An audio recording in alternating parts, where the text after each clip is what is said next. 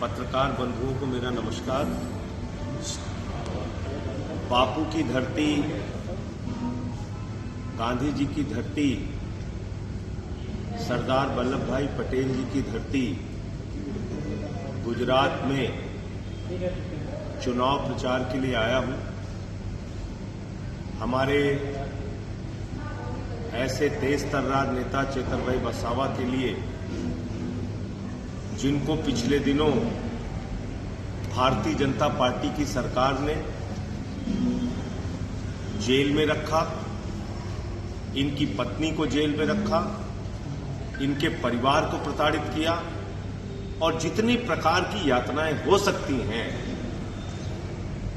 एक ऐसे मजबूत नेता, आदिवासी समाज के एक ऐसे मजबूत नेता जिनको इस क्षेत्र की जनता ने अपना विधायक बनाया, उनको पकड़ के और उनके परिवार को जेल में डाल दिया। ये बीजेपी की मानसिकता को दर्शाता है।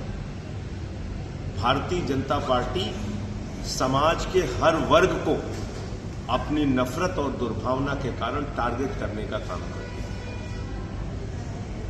झारखंड के अंदर आदिवासी समाज के नेता हेमंत सोरेन को पकड़ के जेल में डाल दिया। आज व्यापारी समाज के लोगों में गुस्सा है, नाराजगी है कि 3 बार के लोकप्रिय मुख्यमंत्री अरविंद केजरीवाल जी को पकड़ के जेल में डाल दिया। अरविंद केजरीवाल जी की गिरफ्तारी से पूरा देश हतप्रभ है, हैरान है कि ऐसे ईमानदार आदमी को आपने पकड़ के जेल में डाल दिया। और जो कुछ गुजरात में हो रहा है, एक केंद्रीय मंत्री क्षत्रिय समाज के बहु बेटियों पे सवाल उठा रहे हैं। अरे आप हमसे लड़ाई लड़िए ना, अपने राजनीति के स्तर को इतना क्यों गिरा रहे हैं? हमसे लड़ाई लड़िए, सीना तान के लड़ेंगे आपसे, हर स्तर पे लड़ेंगे आप, जितना लड़ना चाहेंगे आपसे लड़ेंगे। आपने 6 महीने मुझे भी जेल में भेजा, झुका दिया क्या? हम लोग लड़ने वाले लोग हैं, झुकने वाले नहीं हैं।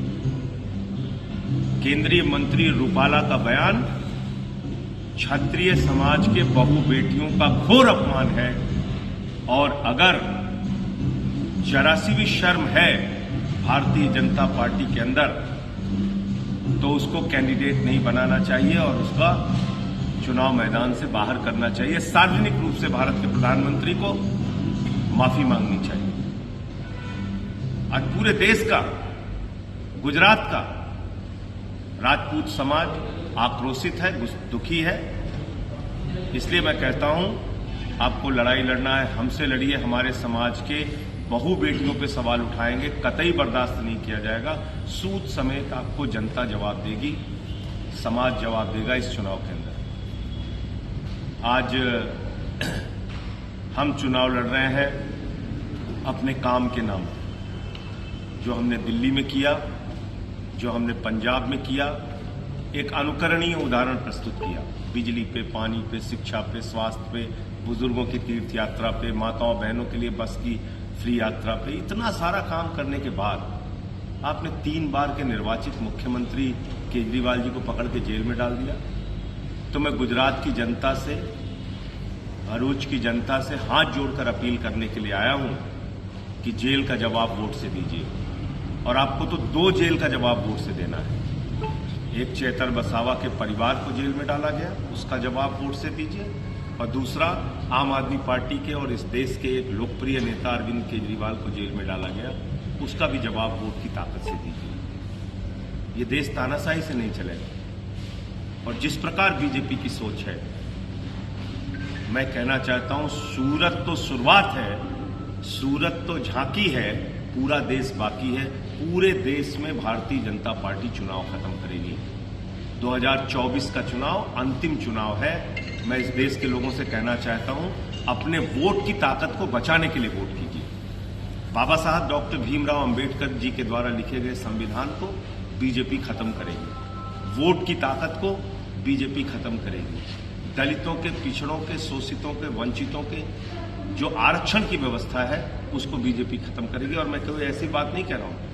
अमित शाह जी ने क्या कहा था? 50 साल इस देश के ऊपर राज करेंगे, क्योंकि चुनाव खत्म करना है। मोहन भागवत जी ने क्या कहा था? आरक्षण खत्म होना चाहिए। मोहन वैद्य जी ने क्या कहा था, आरएसएस के बड़े नेता हैं, आरक्षण खत्म होना चाहिए। सूरत में क्या हुआ, बगैर चुनाव के बीजेपी जीत जाती है, बगैर चुनाव के। कभी हमने आजादी के बाद ऐसा सुना नहीं। तो ये तो सूरत तो शुरुआत है, सूरत तो झांकी है, पूरा देश बाकी है।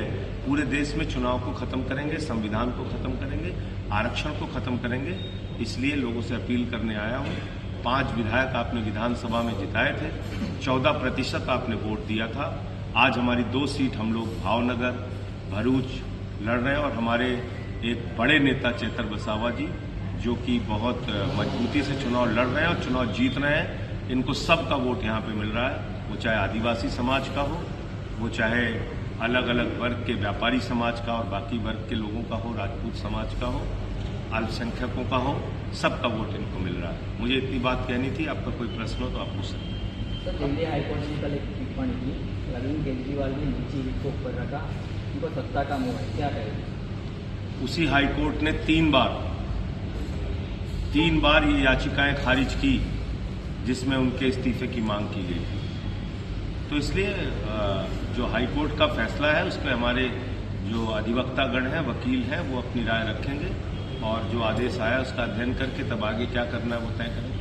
सर, मोदी सरकार बोली आपकी बार 400 पार, आपका स्टेटमेंट है हमारी पार्टी 300 सीटें लाएगी, तो क्या करें? देखिए, बंगाल में बोले 200 पार, आई 77। झारखंड में बोले 65 पार, आई 23। दिल्ली में बोले 45 पार, आई 8। हरियाणा में बोले 75 पार, आई 40। महाराष्ट्र में बोले 150 पार, आई 105। मिजोरम गए थे ये लोग, बोले 21 पार, 21 पार, 21 पार, आई 1 सीट, 1 सीट। अभी कह रहे हैं 400 पार, 400 पार, 400 पार। जनता कह रही है कड़ी पार, कड़ी पार कर रही है। तो इसलिए इनको इस बार जनता सबक सिखाएगी। ये चुनाव जनता ने अपने हाथ में ले लिया। महंगाई बहुत बड़ा सवाल है, बेरोजगारी बहुत बड़ा सवाल है। 1.5 करोड़ बच्चों का पेपर लीक के कारण जीवन बर्बाद हुआ है। 1.5 करोड़ बच्चों का। आपके गुजरात में कितनी बार पेपर लीक हुआ है?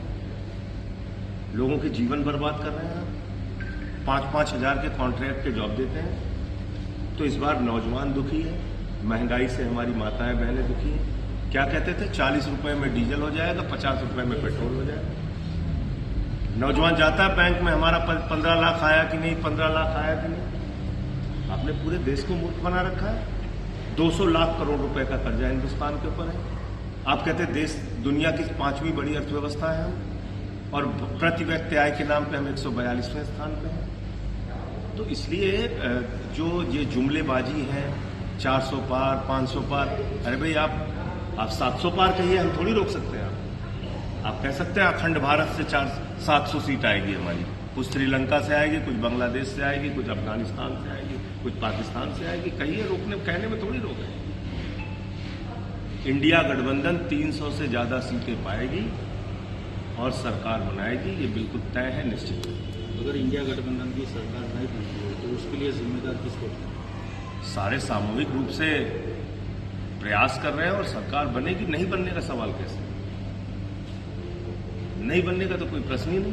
भाजपा लगातार अरविंद केजरीवाल का इस्तीफा मांग रहे जेल में होने के कारण। तो मणिपुर के सीएम का इस्तीफा क्यों नहीं मांगती भाजपा? आप बताइए, जिस राज्य में 1 साल से हिंसा चल रही है, कारगिल योद्धा की पत्नी को निवस्त करके मणिपुर में घुमाया गया। उस कारगिल के योद्धा ने कहा, मैंने भारत माता की तो रक्षा की, अपनी पत्नी की रक्षा नहीं कर पाया। लोगों के घर जलाए जा रहे हैं, हत्याएं की जा रही हैं। उस सीएम का इस्तीफा नहीं होना चाहिए। अजय मिश्रा टेनी का बेटा 4 किसानों को कुचल के मार देता है। उस अजय मिश्रा का गृह राज्य मंत्री का इस्तीफा नहीं होना चाहिए। हमारी पहलवान बेटियों को घसीट घसीट के दिल्ली के अंदर मारा जाता है। बीजेपी के सांसद ब्रजभूषण का इस्तीफा नहीं होना चाहिए।